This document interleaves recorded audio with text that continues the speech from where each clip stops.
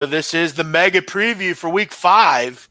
I'm the big man on campus, joined as always by Donnie Rightside. Donnie, week 5 already in college football. Good to see you. What's that shirt you got on there? Say, what is that? Broad and Patterson, man. Come on. Oh, that's do you know where that's at? Do you know that corner where that's at? Of course I know that corner. Where'd you get that? That's cool. The wife picked it up. She works in Center City and picked it up last year for us. So. I actually really like that. That's a dope ass shirt. Yep. But hope everyone's having a great Wednesday evening. We're talking college football. You know, really whatever else comes up, we're always bound to talk about something on here. And right out of the gate, Donnie, I wanted to bring one thing up. You've seen Escape from Dannemora, right? Yes, loved it. You turned me on to it. I got it just in time. Yep. I saw it being advertised again because I guess it was on a year ago today or something this week or something. Yep. And I'm starting to watch it again. It's amazing those guys pulled that thing off. Yeah. True like story. The way they were able to like brainwash that woman that worked there and like fascinating. But you have to wonder, where did they think they were going to go, really? I mean, I guess when you're in there and you don't really figure like you're getting out, like why not? You just you know what? Let me plan this. You'll work toward it. You make it happen. What's the worst thing they can do to you if they catch you? Put you back in there? You know? That's the thing. You got life already, so it's like we give it a shot. Maybe we get away. Yep. And if you remember the story, the kid almost got away. The older guy or the younger guy, he almost got away. Older guy started slipping out there in the woods, man, slowing him down. Yeah, he's like, "Yo, I'm done with you. I'm on my way." That'd be like me and you. I'd be done. I'd be like, "Yo, you're too slow. I got after that, probably the opposite. Like after one day, I'm like, dude, Jeff, like, dude, I'm hungry. I'm tired. Like, you know what? It wasn't so bad inside. I'm out of here. Yeah, I mean, sometimes it's better off than dying. You know, you just get shot in the middle of the woods. Being in the woods, not like you escaped and like you had your girl pick you up and you went back to the crib for a little bit. You're like, no, that's the thing. This is nice. She totally fucked them. She never came. No ride. Yep, came up out of the manhole cover, started walking around. Where's the car? We got to get out of here. Oh yeah. Yep. Where the fuck is she? It was like Jackie Jr. in Sopranos when he robbed the card game. Yep. They run out and the car's going, where the fuck is he? Stop! Or what was he yelling? He wasn't yelling Jackie, was he? Yeah. Just drove right by, and then you get the two guns, Jeff, right against your head. Right in the fucking side of the head. Like, oh, fuck. But I'm with you now. Welcome in, everybody. We got a couple people joining us here. Do me a favor. Do me a solid and hit the retweet button and support us on Twitter. You can follow Donnie right there at RightSideVP.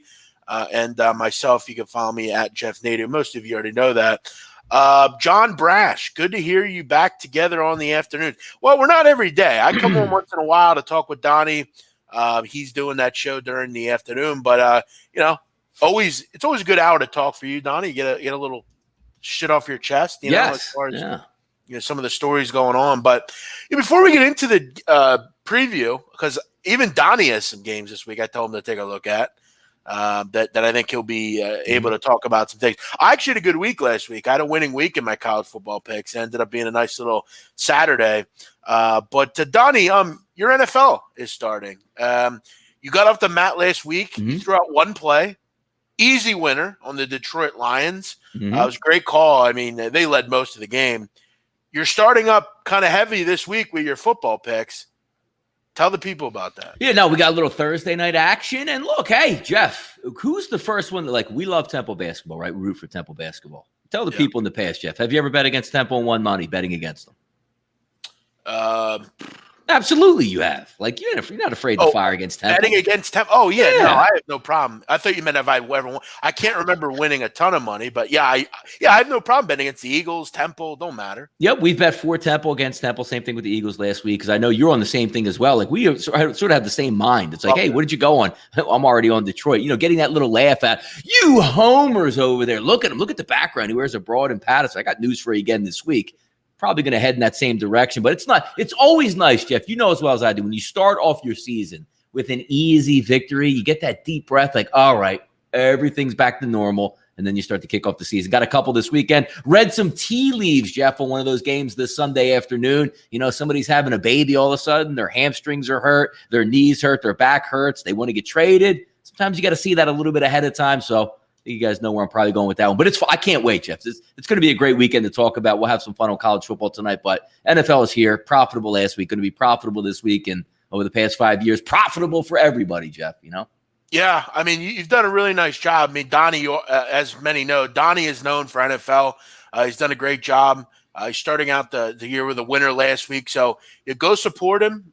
Rightwager.com, go support him, see what he's got going on. I mean, how about that, Donnie? I mean, who would ever thought that I'd be, these fucking guys, they're never going to work together again. They fucking are done with each other. Listen, go check out Donnie. Why do I have a feeling, Donnie, a certain college basketball handicapper might be approaching sometime soon. Right. Go support Donnie. He's doing some good things. You already got 2 plays up. I'm sure there'll be more as well. So go check him out. Rightwager.com will get you handled. Awesome. And, we know he's going to give you great plays. That's a good thing about Donnie. Let's even say he gives you a loser. He's still on the right side a lot of the time. It's in the name, right? Isn't the damn thing in the name? Yeah. And again, many people actually thought Donnie's last name was Rightside. It's true. Not. It's Seymour. But all right, let's get into it. What do we got here? A couple of people already joining us here. Lucas, Brian, John, Kevin, D from Detroit, Crypto Capper, Eric Jones, Caleb, Dustin. Welcome in. Thanks for watching. I know we get a lot of people on the playback. I mean, a lot of people have really liked the show, and I appreciate you all checking it out. It's very helpful. Donnie, let's get into some things here. I first want to start with tomorrow's game between the Eagles and Packers, because you and I normally talk about the NFL on Sundays. Yeah. We're not on tomorrow, so we'll talk about it quickly right now, and then we'll get into the college card, which I got to tell you, I like this college card this week. I've moved on a game already tomorrow. Want to get some thoughts on the rest of the week. But, Donnie, I got some hiccups here. Tomorrow's game. You look at the Green Bay Packers, 4.5-point favorites here, 46.5 on the total. Look, I talked last week, and I think you would agree, and if you watch the Eagles, you would agree as well. This team does a lot of things fundamentally wrong. Mm-hmm. I mean, they don't tackle. The drops are magnified because none of their good receivers are playing. Carson Wentz has been under pressure. The offensive line hasn't played particularly well. The linebackers have been messy. The secondary stinks and can't cover anybody. There's a lot to not like about this team right now. But I talked with you last week and even this week. This team really should be 3-0. I know they're not, but they were that close to being 3-0. And they were in the game right until the end, even last week. Here's some things, though, to think about. Alshon Jeffrey back this week. That'll help the receiving core a little bit. I like the fact that Kamu Grugier-Hill's back. That kind of stabilizes the linebacking group a little bit. But again, I still look at Aaron Rodgers and say, oh, my God, this is just the team to get right with offensively. I mean, they really haven't looked too good offensively. They've just been great defensively. But isn't this the game to get right, Donnie, against this pathetic secondary and little pass rush? I will say this, though. 4.5 seems a bit high. Eagles have been good as an underdog, and this is a must-win. If the Eagles lose this game, it's going to be very difficult to make the playoffs, especially with how good all the other teams are playing in this conference. It's hard to bet against Green Bay at home. It's hard to bet against this defense right now, and this is just the team to get right with offensively. Yeah, it's kind of interesting when you look at it because when I actually look at the season, I thought they were going to be that Detroit loss hurt because coming into the season, I had them losing to Atlanta, and I do have them losing on Thursday Night Football, which 90% of the road teams feels like they just go in to get swept out and try to keep it moving. 1-3, I think the Eagles can still recover from it, but they're probably not going to recover and actually be a division winner. Jeff and I talk about it a lot with the Dallas Cowboys. This is the third year in the row that the Philadelphia Eagles are going to actually go on the road on Thursday Night Football. They actually won the past 2 years, which is outrageous to even think about doing that. You're lucky to even be competitive when you go on the road on a Thursday Night Football game. The interesting part about this game with the Green Bay Packers, yes, you're right, Jeff, because if you let's just forget about even like the miscues. I think we could both agree if Alshon Jeffrey and also Deshaun Jackson are healthy and play 4 quarters versus Atlanta, they win the game. Same thing last week at the Detroit Lions. They win the game. Let's not even the Eagles controlled for the most part that pace of play in the Detroit game. But when you're going to fumble the football, give up kick returns for touchdowns, when you're already, a little bit behind the 8 ball in offense, you can't give those up. But before the season started, I had this as a loss for the Philadelphia Eagles. I still feel it'll be a loss, but it's not a lost cause for the season when they drop to 1-3. I think they can rebound, but I don't think they're going to catch the Dallas Cowboys. Their schedule's way too easy. And when you talk about getting breaks, they're going to play New Orleans. You know what's hard to do with New Orleans? Beat Drew Brees in the Dome on prime time. Oh, yeah, they don't have to beat Drew Brees. So the door is wide open for the Cowboys to win the division. Yeah, it really is. Look, I have to. I mean, again, I don't really disagree with Donnie very often, but look, I think if you go to 1-3, I think it's gonna be hard. You're gonna be hard pressed to make the playoffs with that. I mean, you look at everyone else in this division. I mean, the NFC North. I mean, all four of those teams are good, if not better than you are. You look at the Seattle Seahawks. Maybe probably better than them, but you look at the Niners. Are they ever going to fade? The Rams are obviously very good. You look down in the South. The good thing about the South is no one's really looked particularly great in that division. The Bucs aren't making the playoffs. The Saints are going to be severely hamstrung with their issues right now. Carolina looks like a complete mess, and you're just there's a lot to kind of like about that division, but it's going to be tough. You got to find a way to win this game. But at any rate, I still think if I'm getting 4 points clear, I don't hate that spot. If I'm betting the Packers here, I'd want to get it early, which I have a feeling some people did, including maybe you. That's correct, right, Donnie? You got on this one early. Yeah. So there you go. There's the thoughts on tomorrow's game. Look, as a fan, I hate this team right now. They're irritating to watch. There's a lot to be annoyed with them, to be really honest. I think this would be a great time to go out and get a guy named Jalen Ramsey. You know what's really interesting about that too, Jeff? Here. Like, do you think? Like, I think he would have moved already because I still think the Eagles are going to be players, and you might be able to get him at a little bit more of a bargain price with all this nonsense that's coming out tonight, where he left town, he's not going to play this weekend. It's interesting that the Eagles actually have the Thursday night game because you wouldn't double hamstring yourself. Let's say those erroneous reports that came out last night. You probably saw them, Jeff. Like, Zach Ertz is in the package. You're not trading Zach Ertz like today or tomorrow morning, so he can't play in the football game, and you can't use Jalen Ramsey either. You know what I mean? It's such a, like, if you're going to make a move, I guess you just got to wait it out. Be really nice to have him this week, wouldn't it? Like a little shot in the arm, but hey. Yeah, it sure would. But, Jalen Ramsey's definitely not helping himself with his behavior. I mean, he stood in front of everyone and said that he just wants to win. And, he comes with a Brinks armored truck to camp. I mean, But you know what's interesting about that though, Jeff, with the whole Jalen Ramsey thing? No, nor you know me. I'm usually staunch on the side of like management. Like, dude, you got to play it out and see what happens. But when you see like all the players around him in his draft class getting broke off, and it's not the fact that he hasn't gotten it yet, because Jacksonville told him, like, I know you're the same way as me. Let's just say you go and you try to negotiate with a company or try to do anything. And you're like, hey, you know what? I've been working here 5 years. I really think I deserve a raise. And they tell you, we're not even going to negotiate with you. We'll think about it next year. Like, if they would have entered into negotiations like Dak Prescott's doing right now with the Cowboys, he doesn't like what he's being offered. But you know what? The lines of communication are open. Like, hey, man, let's work this out. All right, we'll give you $40 million, $50 million. Oh, we're not there yet. Let's keep working toward it. Tom Coughlin literally told him, we're not even going to talk about it. Just show up and play football. You can't do that to Jalen Ramsey. No, and especially you're playing football. You're not playing, you're not dancing ballet. And he's the best. It's not like some dude who's just like some ramrod over here, like, he's coming off a knee injury or he's about to be suspended like Pac-Man Jones. Like, he's the single best cornerback in the NFL at 24. And he just wants his money. And you wouldn't pay him or even entertain it. Like, hey, let's open up negotiations, even if you lowball him. Tom Coughlin, old school, goes and says, you know what? Just show up at camp. We're not talking about this anymore. You can't do Tom Coughlin acts like he's a father. Yeah, exactly. Yeah, some old military guy. Yeah, it's like, settle down, dude. All right, let's get into college here. Navy and Memphis tomorrow night. Look, I took Navy plus 11. You can still get it. Listen, Navy's an interesting team, Donnie, because they've only played 2 games so far. They have had 2 bye weeks, which is very odd to start the season. They had week 1, they played Holy Cross on 8/31. They didn't play again until the 14th of September, beat East Carolina 42-10. They had off last week, and now they're back this week against Memphis. Yeah, it's been an odd season for the Cadets. But here's one thing I like about Navy, and one thing I think Memphis is going to have a lot of trouble with in this game. Memphis has had trouble against Malcolm Perry and Navy in general. You look at over the last 3 games between these 2 teams, Navy's won 2 of them, and the other game they lost by 3. This is a tough game for Memphis generally, and this is a team that is going to be playing without their top cornerback. And what I love about Navy this year, Donnie, is you can't just pencil in and say they're not going to throw the ball at all. You look at last week against East Carolina, Perry had 151 passing yards.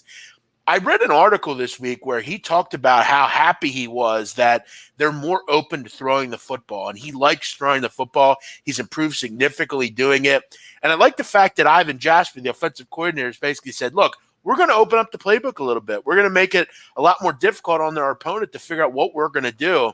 This is a Memphis team that struggled against the option. This is a Memphis team that I don't know is as explosive as normal. They're playing without their best running back, Patrick Taylor, who isn't going to play again tomorrow night. And Brady White has looked good. He hasn't looked great. I think this is a defensive battle. Wouldn't surprise me if it played in the 20s. I'm going to lean towards grabbing the points here with Navy. I think this is too many. I think they hang around. Even last year, Donnie, 3-win Navy team beat Memphis 22-21. Yes. I like Navy here. It's a tough spot to even be in if you're Memphis.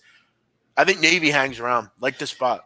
I think you're right on this, because when you have a team that sound like Navy and even Army for that instance, if you're going to give those two teams like over 7 points, it just seems to me like you have to play a perfect game. Now, I'm not talking about like Navy going out and playing Alabama or something like that, like a like opponent, which these two would be.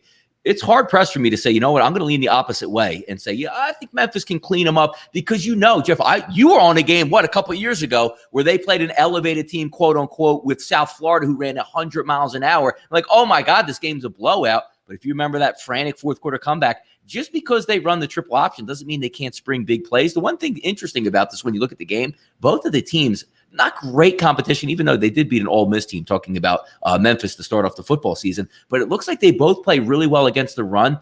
I don't know how true those numbers are, because they're going to be tested on both sides. I know you look at like Patrick Taylor being out, but you still got Watkins and Gainwell, 6.4 yards per carry, 7 yards per carry. I see the 54.5. I agree with you on the Navy side. I actually think it's too many points to give the Naval Academy 11. But I see points in this game. I know it was 22-21 or whatever you said it was last year, but I see more points in this football game than I do last year. I just think we're getting some big plays out here just because those run numbers stack up early in the season. I think there might be a little bit of fault. And I think what I'm breaking this game down to and looking at, Jeff, both teams are going to be – nobody's going to be in the teens in this game, right? Do you see like Navy at 17 or Memphis at 17? No way. Worst case scenario, they're both in the high 20s, and I guarantee you somebody's going to get into the 30s in this game. I like the over 54.5. Yeah, I mean, I guess the only concern is like a low 20s, like a 31-21 kind of game or something. But yeah, I mean, I think with Navy, they have a new defensive coordinator this year, which obviously helps. I mean, they weren't particularly good defensively recently.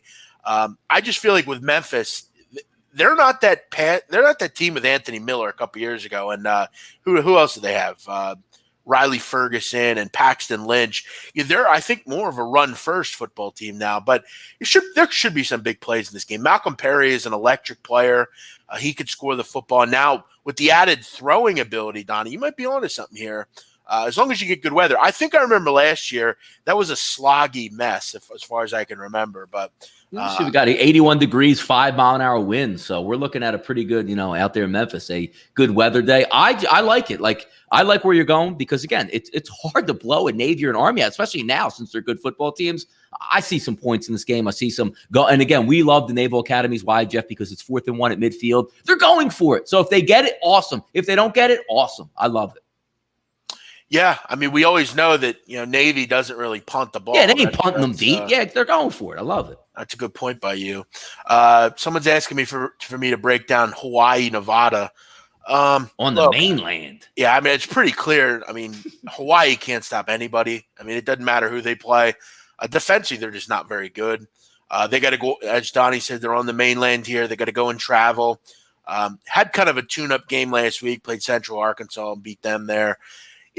We know what Hawaii's going to do. They love to throw the ball around. Cole McDonald's going to throw the ball a ton. I'd probably lean over here. I mean, I got to look a little bit into Nevada. They've had some odd performances this year, including that one against Oregon where they were just boat raced in the second and third and fourth quarters. So I don't have much in that game. I got to look more at the total. I'm playing less and less totals. That's why I'm a little skeptical on even your call, Donnie.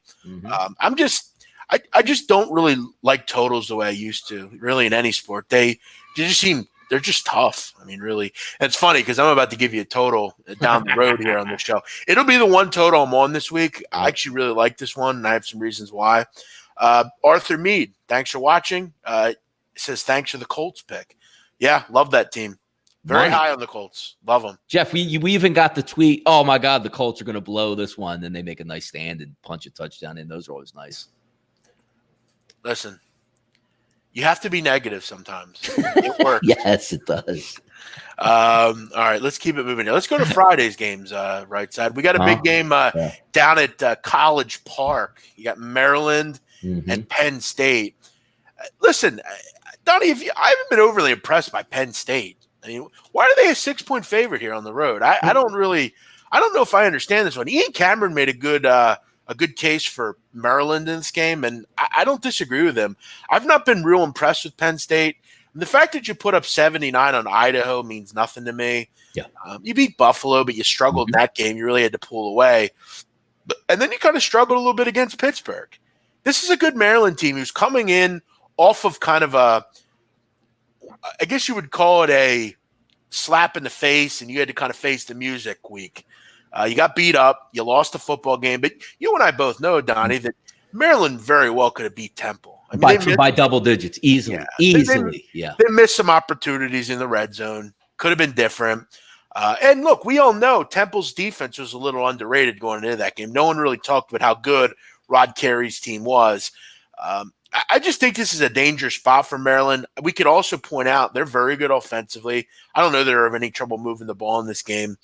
Josh Jackson just needs to cut down on the turnovers. I'm not in love with this game. I'm not running to the window to bet on it. I think before I get involved, I'd like to see 7, but I think 6 is still fair enough. I can see Maryland winning this game. I feel like if you're going to bet it, I might even look towards just a money line here. Taking a walk on the wild side with this one. Yeah, I mean, it's the old adage that we bring up. What's the last thing that you saw? Oh, look at Penn State at home. They put up a lot of points. They still beat Pitt, but look at the games before that. And then you say, well, wait a second. I'm going to bet this Maryland team that went into Temple got roasted. And you can't say, well, how about this? One team beat Buffalo 45-13, and then the other team, who played Buffalo got waxed by them. You can't do that. You got to take everything separate. And I'm always a big proponent, Jeff, when you look at a college football team, they're young kids, 18, 19, 20. They're used to what first 3 weeks? Hey, we're at home, 90,000 people cheering for us. Really overmatching teams with your talent versus them. Forget about X's and O's. Now you step out on the road. You had a team that was wrong, but you know what the best part about that was? That was 2 weeks ago. So now you be prepped and ready to get after this weekend. Nice home dog spot. I agree. And look, just not because I'm a Penn State hater at this point. I like the optics of it because most people say, wait a second, Maryland stinks and I'm going to get Penn State and they should win. Not so fast in this one. I would lean towards Maryland as well. Keep in mind, Maryland has been an explosive team, 5th in the country in rushing plays of 20 yards or more. They're finding ways to create explosive touchdowns. This is a Penn State defense that I don't think is as good as usual. I don't know if they have great linebackers anymore. One of their guys they lost last year, Donnie, Jason Kabinda. Yes, he was actually featured on Hard Knocks. Yes, if no one remembers. Good linebacker they don't have. Another game Friday night, I kind of had my eye on a little bit. I'm kind of looking at Air Force, feeling like laying the number a little bit here, but I think one thing that has me holding back is I hate laying big numbers with military schools. It's just so tough to do it. But Donnie, here's why this is a terrible spot for San Jose. San Jose's off a big win last week. How they beat Arkansas, I have no idea. If you're Arkansas and Chad Martz, you gotta wonder what's going on down there. But now, Donnie, you have to travel. You got to go back home after your week in Arkansas. You get a short week here. Then you got to go to Colorado Springs. I mean, for anyone that doesn't know, Colorado Springs is one of the highest elevations in the country as far as college football teams. I think the only higher one would be Lima, Peru, Cheyenne, Wyoming, Laramie, where Wyoming is. This is a brutal spot off a big emotional victory. I think San Jose has, and you got to face the option. This is an ugly spot for San Jose State, Donnie. No, I would tend to agree with you. It was odd just to see like an SEC team. Like, this is one of the teams that you sign up 3 years ago. Like, oh my God, we're going to drub them, 41-3 or 51-0 or something like that. That's just odd. But the one thing you do get is a veteran quarterback in Josh Love. They got a couple decent running backs, and the guys that were injured last year. I remember looking at these wires all week long, trying to see if Trey Walker and Bailey Gaither are going to be available in football games. They're healthy now. I can't go. I think your scenario is right here because that line, as they say, is there for a reason at this point. The one thing we know about San Jose State, or we should know, which Arkansas wasn't able to do, you're supposed to move the football, Jeff, up and down the field on San Jose State. You really are. If they get their points, they get their points on offense. But can you see, like, hey, first 3 drives where, Air Force doesn't cross the 50-yard line? That's not going to happen in this game. No, it's not. And what was odd about that game against Arkansas is, Arkansas didn't play bad. Like, offensively, they played fine. I mean, Nick Starkel, 5 interceptions. That's what killed them. Rakeem Boyd had a big night. 91 yards, 5 yards a carry. Mm-hmm. They just turned the ball over too much. It's just that simple. I don't think that's going to happen here. Donnie, I've talked about, and this isn't any football game. If you can win the battle in the trenches, you're going to be in the football game. Yeah. They're going to have a large advantage. And you look at the end of the day, this San Jose State team has allowed, a lot of rushing yards, man. I think this is a tough spot. Maybe an over here too. San Jose, I think you get into the 20s. It wouldn't surprise me if this game's like, 44-21, something like that. I just think they're going to have a lot of trouble here in this spot. It's just a really ugly spot for a team off a big win. No, I agree. I agree with you in all sets there. 57. It gives me a little bit of pause just because we know, Air Force can take the air out of the football at one point. But, I'm certainly in these type of football games. San Jose State's one of those teams where you look at, they're usually a total team because, again, as I said, they're going to get good quarterback play. They have healthy weapons on the outside. Hell, they put up, 31 points against an SEC team? So, hey, I would lean over towards under for sure. First half's minus 11 here. I could see 21-7 in this game. 21-3. Yeah. I don't think San Jose is going to stop them much. What else do we have here? Jansen Bonzone, what's up? Thanks for watching. Arizona State Cal. First to 20 is probably going to win that game. Let's get to Saturday here. And if you have questions on games, feel free to send them in. I'll get to them when I can here. Donnie, 113, 114. Wisconsin, Northwestern. This seems high, no? 24.5? Northwestern's a pretty good defensive team.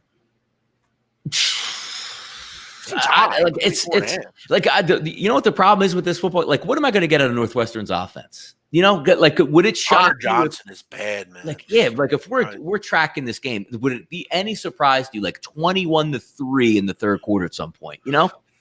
Yeah, I do like them as a dog. Northwestern, they're and really the line good. Shot up. What do you open 21.5, now 24? Yeah, this seems like kind of a spot for. Donnie, last week, Wisconsin was just really good last week. I don't think they just steamrolled the first half. They were unbelievable. Yeah, they just steamrolled them. It was just that simple. 24.5 seems like too many. I'm just going to put that out there. This seems like a 38-21 type of game. It seems a bit too high. We're going over the total 46.5. Yeah.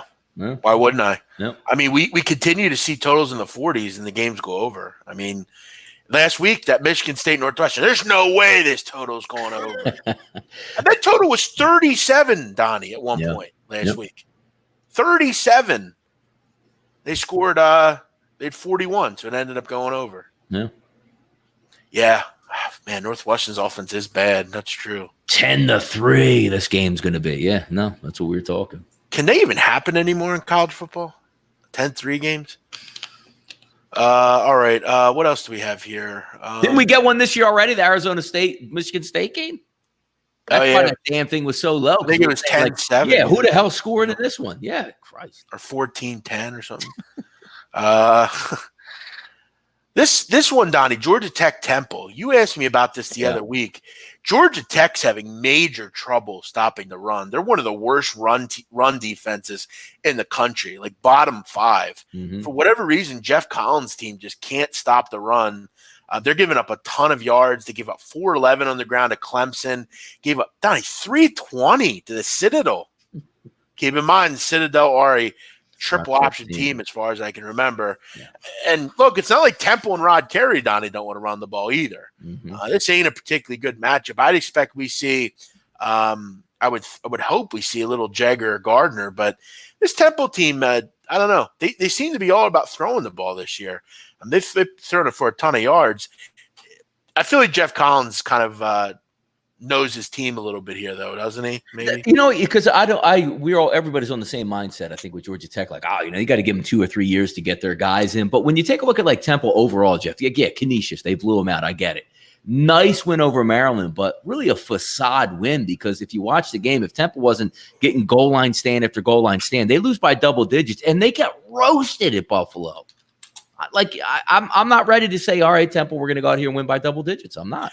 Yeah, I was kind of concerned with that performance last week. I mean, they didn't seem prepared in that game at all. I know it's a tough spot. I mean, Buffalo's Buffalo, but that's a tough spot. That's a real tough spot. But you got to beat them. You got to at least get a win. I understand not winning by 2 touchdowns, but to lose outright by you get blown out. 20, it worked. Yeah, seemed odd. Donnie, let me go to a game that I want to ask you about because this seems like a game right up your alley. Yep. New Mexico and Liberty. Yeah. I mean, Liberty seemed to have figured it out, Donnie, offensively. Mm-hmm. They're putting up a ton of points. Put up 62 last week at Hampton. Poor Hampton. By the way, Donnie, do you know who the quarterback at Hampton is? I do not. It must be somebody that I'm supposed to know, though. DeAndre Francois. Oh, there you go. And they got waxed? They did. They did put up 27 points, though, in the game. Yeah. 62-27. Yeah. It was actually 27-12 the end of the first quarter. So they didn't play bad. But Buckshot Calvert, big game last week. Gandy Golden, 4 receptions, 181 yards, and 2 touchdowns. He continues to fire. But New Mexico, kind of an interesting team this year, Donnie. They're putting up a lot of passing yards. They're also giving up a lot of passing yards as well. They gave up over 400 passing yards to Sam Houston State this year. Doesn't this just seem like a 51-43 type of game? Unbelievable. No, and it seems like it's every year the same MO with New Mexico. Like, you're right. Look at their defense. Now, Sam Houston State's a pretty good FCS team. 443. Notre Dame, 434. New Mexico State, 335. If we know anything about Liberty and what they like to do, yes, they have a really good running back against a bad defense they're going to play this week, which is awesome. A quarterback that can sling it against a really bad defense. A big-time wide receiver on the outside that can beat a bad defense. Explain to me, Jeff, why Liberty doesn't touch 50 in this game. I don't know. I can't not see it. And we know what they do. They just throw it a ton. Yep. That's all they do, and they don't really run the ball too much. Looks like Bob Davies is going to be back for this game after a serious medical incident. So that'll be interesting seeing him back on the sidelines. But I don't think they're going to do really much different. And their quarterback Tuioti, he's actually a guy that could sling it around as well. Yeah, but both of the quarterbacks that they had there, they've been around a while. Like there will be points in this football game. Some people say, that's 70 and everything has to go. It really doesn't. Everything really doesn't have to go right. You could probably get a 7-7 first quarter and then one of those 35-point second quarters out of nowhere. Both of these teams are going to be letting it rip. I talked about a game last year. I had Liberty UMass. It was like 10-7 at halftime, and they didn't this game last year go over, like way over too? Liberty, New Mexico, because of Liberty itself. Yeah, I don't know offhand. I think I remember listening to the Liberty because we're always kooks where we'll go on Twitter and find their team channel to listen to. They played last year 52-43. Yes, correct. Yep. Well, there you go. Same thing this year. Same exact thing. Both these teams combined for Donnie 850 yards passing. So yeah, I don't see any reason after big play. Big play. Yep. Yeah, I don't see any reason it's not the same thing here. This looks like a really interesting game. New Mexico's defense, Jeff. Forget about pass completion. Every time somebody drops back, they get 9 yards per throw against New Mexico. That's unbelievable. Yeah, that's wild. By the way, also New Mexico 3-0 to the over this year, so they've been piling points on the board. Maybe is Hugh Freeze upright is going to be in the dentist chair again for this one. I have no idea. I would think he'd be good. By the way, Liberty or New Mexico, Donnie, 3 games, giving up 49.7 points a game. Jesus, ugly stuff. My take on Virginia, Notre Dame. Games involving Notre Dame, I have no interest in. I don't know why. Virginia, I don't have much thought on either. I didn't really look much at that game, to be honest. Nick Gojkai, what's happening, man? Good to see you. Donnie, Marshall, Cincinnati. Mm-hmm. I'm going to tell you right now, Marshall's going to win this football game. I like this sneaky line. Yep, I like the spot for the Thundering Herd here. They are really good as an underdog. Doc Holliday, Donnie, is a really good underdog coach. I think they've covered like 9 of 11 as a doggy. Cincinnati dealing with some issues in the secondary. 2 of their safeties are possibly out for this game. And Marshall does a great job against the run. This is a tough spot for Cincinnati. This is a tough game. I'll gladly look towards grabbing some points here with Marshall. The Thundering Herd at home, Donnie. I'm getting 4 points at home.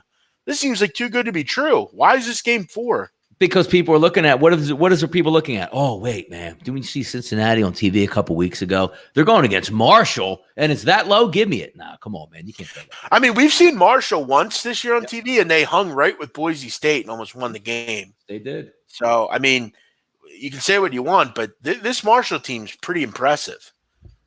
I'm looking towards maybe grabbing the points here with Marshall. Donnie, this game's up your alley. I want to get your thoughts on this. UAB, Western Kentucky. And I don't know if you know this, but do you know who the quarterback for Western Kentucky is? Stephen Duncan. Do you know who that is? No, I don't. Who is that? Okay, he's a pretty good quarterback for them. He's out for the year. And for West Kentucky, that's bad news because he was probably the only really good thing about this team. Other than that, there's not a lot to like about them. Last year, they had a tough season. And this season, it really hasn't gotten much better. Now they got to face the number 1 defense in the Conference USA, a defense that's been very good for a lot of years now under Bill Clark. This is a West Kentucky team only scoring about 23 points a game. They've had trouble moving the football. And I have some real line so short. Like, why would the line be that short in this game? I have no idea. That's my big question here.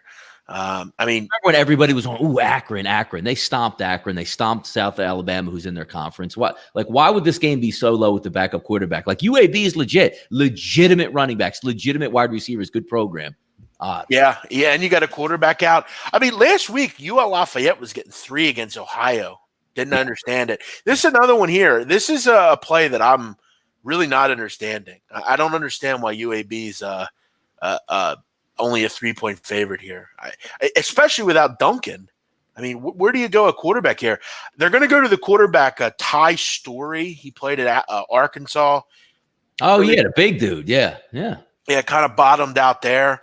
Now he's over with the Hilltoppers. Oh. You know, we'll see. Yeah, he wasn't good enough to beat out Duncan. So come on, man. Like, it's not an upgrade. Exactly. And he's kind of a guy I think he thought would start, and he's not. This just isn't a great football team. This is a great defense, Donnie. There's only 3 teams in the country better on third down defensively than UAB. I think West Kentucky's a lot of trouble getting games going here, or getting drives going here. Charlotte FAU. That sounds like a game you would like, Donnie. Oh, Charlotte FAU. Christ. Yeah, probably the only one watching it. Yeah, Charlotte's a team that's improving. And as I hear that game, doesn't that kind of seem like a game that FAU struggles with? Charlotte's better. They're improving. FAU just seems to fall flat in their face every fucking week. Yeah, I think Lane Kiffin really missed on like that first year. They had the big year where he could have got out of Dodge and got a bigger job. It doesn't look like it's probably going to work. He missed out. He did. Great point by you. Yep. Really good point by you. UL Lafayette, Georgia Southern. Donnie, you know who one of the better running offenses in the country is? UL Lafayette, I would assume, Jeff. UL Lafayette. They're terrific. I love this team. I love their quarterback. Their quarterback, right side, Levi Lewis. Yes. His team. They used to use him sporadically last year on this football team as well. It's like more of that Michael Vick type runner back there. His teammates call him the smartest human they've ever met. Oh, I heard that last week. He's a civil engineering major down at UL Lafayette. That's what you're getting on ESPN3 that you're not getting on other stations. They have those just great comments. But yeah, Regis and Calais, man. Elijah Mitchell. I mean, this team is stacked at running back. We're going to find out a lot about this week how good Georgia Southern's run defense is because, from a stat perspective, they've been really good. I think they're giving up only like 3 yards a carry. But let's kind of look at what they've done, Donnie, right? They played LSU, LSU throws the ball a ton now. They don't really even run the ball at all anymore.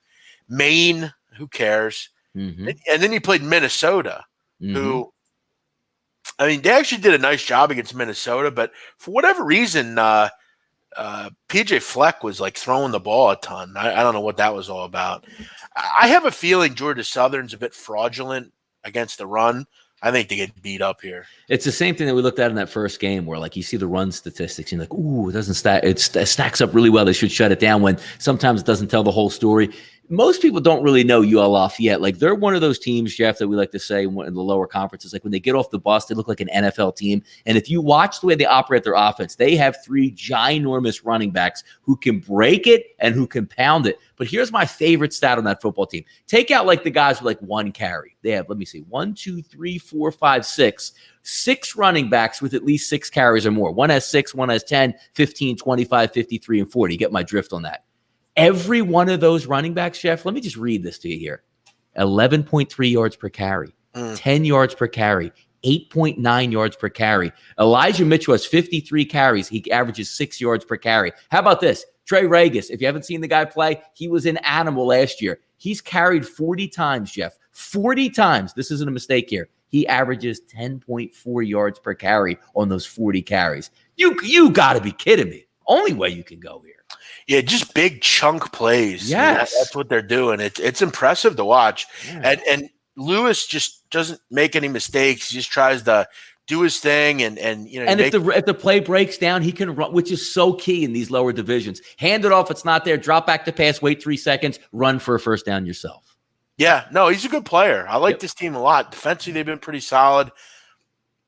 I like them here. I like UofA. But why is it only 3? Like, I don't think Shai Werts is going to come back for this football game. Why are we looking at it again in one of those, like, oh, well, they played FSU, they played LSU and Minnesota. Like, that doesn't really register with me, because I just think the better football team resides on the opposite side, and they should be able, if they're going to win the game, probably going to win the game by more than 3 points. I said the other week, UofA is going to win a lot of football games this year. They're a good team, real good team.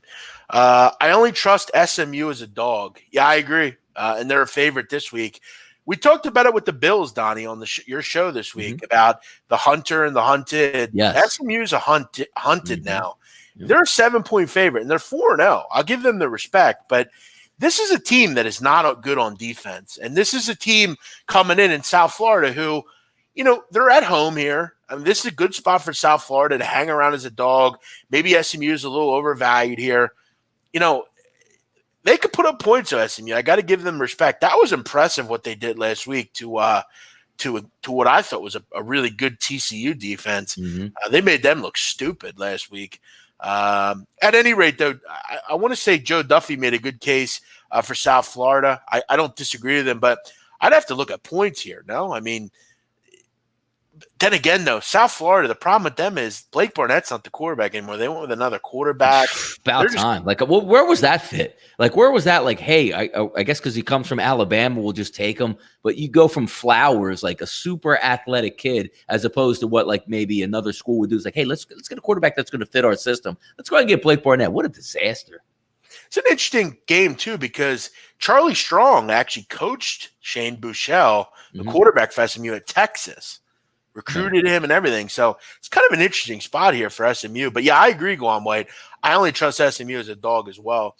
A serious question. Are you guys always on the clock when handicapping?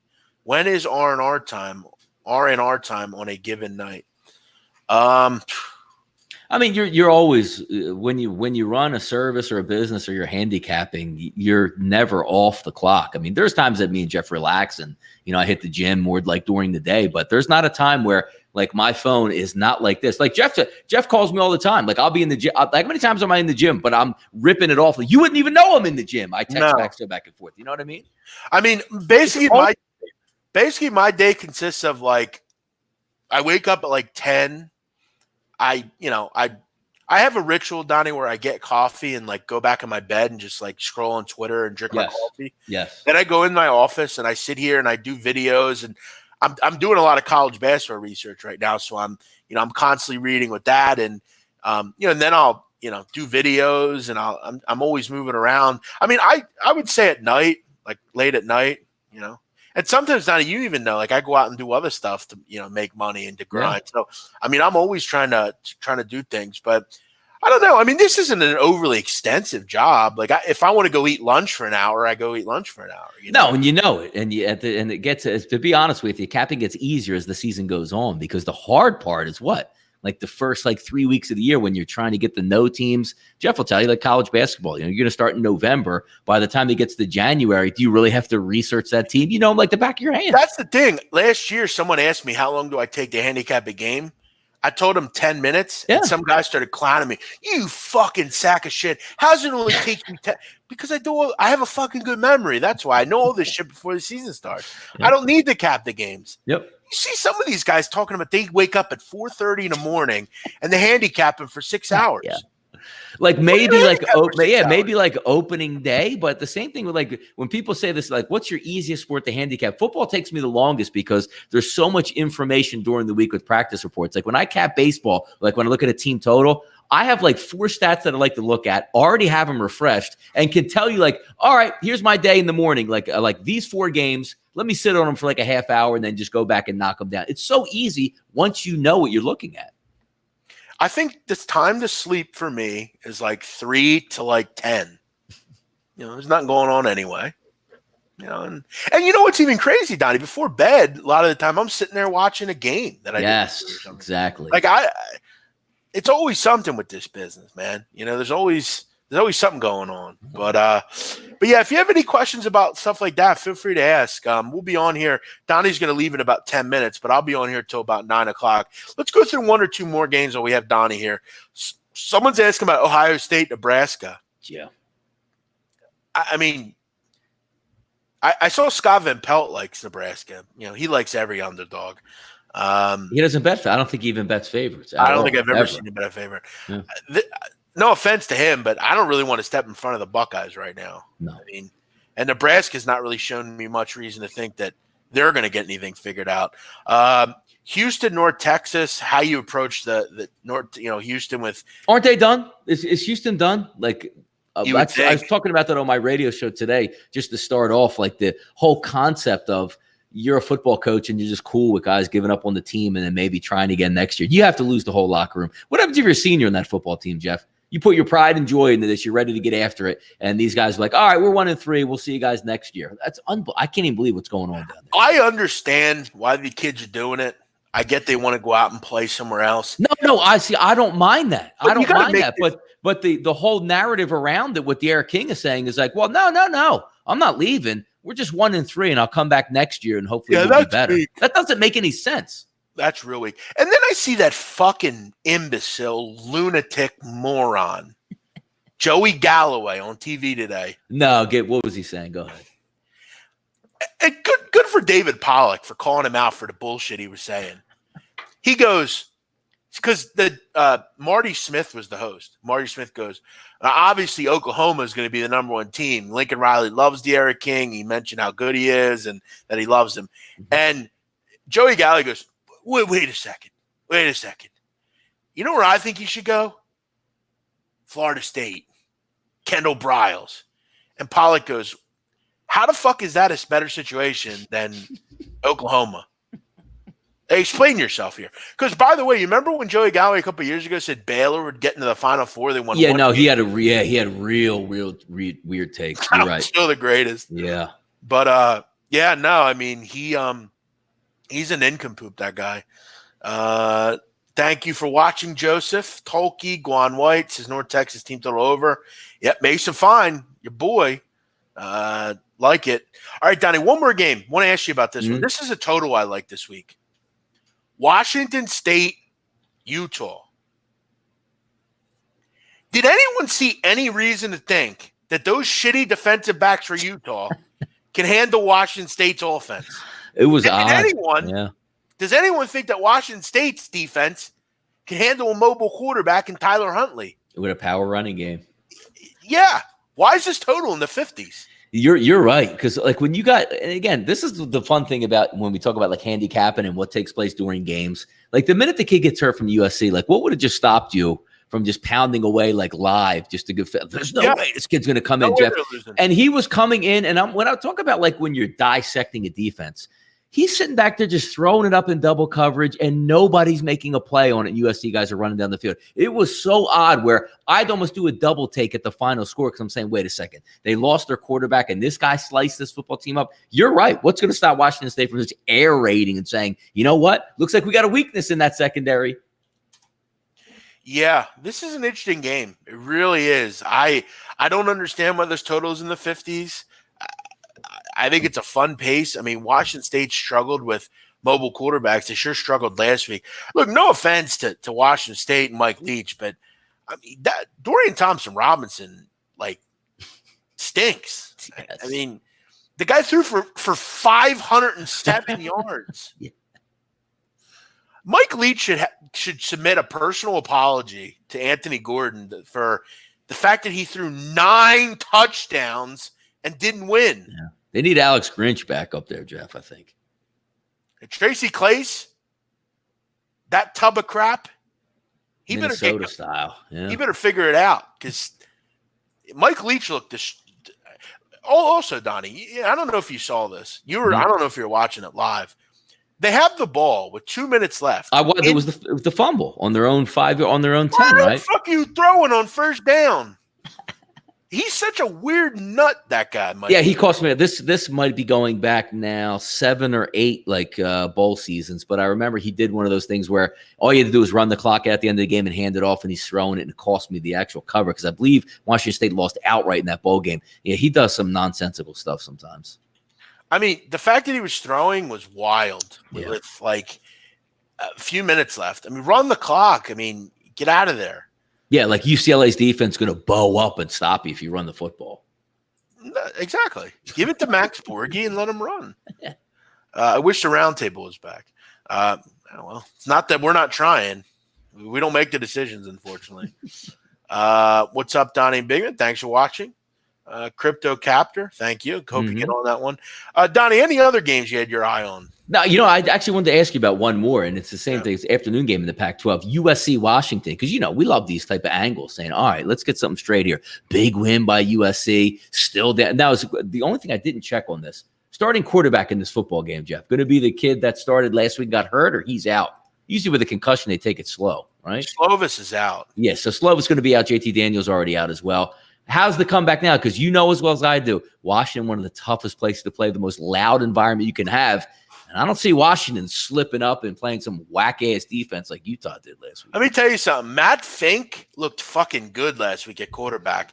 And Michael Pittman, I mean, he made those backs for Utah look like his little brother. Yep. I don't know what the hell they were doing. Like Keyshawn Johnson out there, man. He was just like, get off of me. This ain't a vintage Washington defense. There ain't no opens up 9.5 now, 11 at Chris, moving up. Yeah, this ain't a vintage Washington team defensively. I mean, Sidney Jones ain't walking through the door. I don't understand why this. Ben Burr-Curvin ain't coming through there. No, Vita Vea ain't coming through either. 11. Why is this total? Why is this side 11? Can someone explain that to me? I mean, did Matt Fink not show that he was good last week? I don't know. I mean, am I fucking seeing things here? Are they saying he's going on the road now? He's not going to hear. It was a 1-week wonder. I mean, that's a pretty good defense you faced last week, and you made him look stupid. Yep. And again, the biggest weenie in America outside of David Shaw is Chris Peterson. The guy who takes no chances. And I'm not sold on Eason either. This one don't make much sense. But all right, Donnie, we're late. Yeah, I want to get your opinion on this because I know you love this subject. And I saw Scott Van Pelt tweet something or get tweeted out from something he said last night. You remember this is the big baller brand and all this. When Lonzo comes out, they wanted to be nice because he's going to be a high draft pick and Lonzo's a character, or excuse me, his dad is a character, LeVar, so they want to get him on air. So it turns out, he gets injured, he gets banged up. He's not that superstar just yet, taking a secondary seat. So then they go rip on the whole family, like the middle-aged kid. Was it Leanne? Who's the middle-aged kid? Leangelo. And then the younger kid, LaMelo, looks like he's going to be a good player now. Ripping him. And then all of a sudden we start to see the tea leaves come out, Jeff, and they go, you know what? This kid might be like the maybe top 3, top 2, maybe even the top pick in the draft. And you see ESPN doing a complete backflip to try to be nice to the family again. Because you know what? If that kid's a superstar, they have the NBA. You got to be nice and bring him back in. What a fraud organization, man. What a complete fraud organization ESPN is. Yeah, I mean, that's pretty evident. I mean, everything they do is shit. Listen, I'm going to tell you right now, the kid is the best player in that class. He just is. He's a lights-out shooter. He's going to fucking sell tickets. And let me tell you something about bad teams, Donnie. Mm-hmm. What do you want to do? Sell some excitement to the fans. And I know you're going to put up with the father, but people love the balls. It's that simple. I know everyone acts like nobody does. But when LeVar walks in, people – and look, let me give some respect to LeVar. Put some respect on his fucking name. He's got 2 kids that are about to be top 3 picks in the NBA. I mean, he's been pretty right so far, hasn't he? I just love the take where like they thought they would just be done with them and maybe the young kid would flame out. And the minute the new reports come out, like he's going to be legitimate, they're cowtailing and like, we're so sorry we missed out on this. No, you're not, because you know, if the young kid stunk, you'd have just piled on and laughed at him. But now you need something from him again. Oh, yeah. So funny, man. It is so funny. One more thing about the kid. He's really matured over the last year or so. The decision to go to Australia is a smart one. A lot of guys have went over there, come back, and been better for it. Mm-hmm. I think if you put some weight on, get stronger, his defense is an issue. It's going to be an issue at the next level. I'd rate him like kind of like Seth Curry a little bit. Seth Curry, maybe Mike Bibby, that kind of player. Nope. I think he has a fine NBA career. I think he's going to be a terrific player. He'll battle it out for the number 1 pick with Wiseman. And a few others. Like the kid a lot. Donnie, we'll let you go. I know you got some things you got to do. Thanks for coming on. We'll talk to you soon. Go check Donnie out, rightwager.com. He's doing a good job. His NFL picks, we know, always very good. We'll see you Sunday, Donnie, on the closing line. Thank you. Been fun, man. We'll do it again. Thanks, brother. Cheers. But yeah, so as far as LaMelo's concerned, I can't wait for the kid. I think he's going to be terrific. I look forward to him at the next level. I remember a kid last year came at me on Twitter and said, he ain't going to be a top 3 pick. I said, you just wait. You'll see. He's still growing. Kid's got a wingspan. He's going to get stronger. I love his pace. Pushes the ball up the court. He's a great ball handler. He can dribble, go both ways, left, right. Doesn't matter. He's terrific. He's exactly what you want. Big man, what is one fun fact from your basketball research? I mean, a fun fact? I guess what do you mean by fun fact? That's kind of a broad question. Here's what we'll do, guys. We'll do 5 more minutes. If you have a question, feel free to send it in right now. We'll get to it before I go here. It's just me here. Donnie just left. A fun fact. Well, here's a fun fact. Charles Bassey might be the best big in the country. He plays at Western Kentucky. He stayed back. He is a very good basketball player. Won't surprise me if he is a high lottery pick by the end of the season. I'm talking a top 5 pick. I think he's going to have a monster year down in the big in Conference USA. He's got some guys that'll get him the basketball. They got a good player down there, and Charles Bassey. Keep your eye on that kid at Western Kentucky. What's the Penn State pick this week? I lean Maryland. I don't have much in that game. I lean Maryland. What do I think of the BYU game? They're not a team I get involved with very often, BYU. I just am not a big fan of Satake. And that's a tough team. You got to go on the road and play. You got to go all the way to the Glass Bowl. It's an early start. Toledo's going to sling it around. BYU's going to have to score points. I'm not sure if they can do it. I actually like a spot for Toledo to get a road win here, or get a home win here against a team that's going to be playing early. It's a tough spot. Guadini's a good quarterback. I think they're going to have to match for score here, and I don't think they can do that.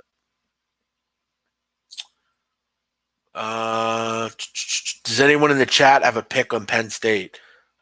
Yeah, again, man. I mean, lean with Maryland.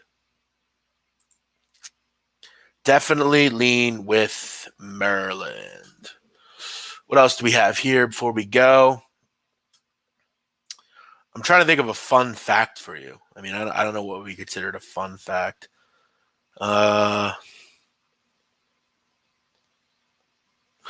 Here's a good one. Auburn lost Bryce Brown, Okeke, and Jared Harper. I still think they're good, if not the same team as last year.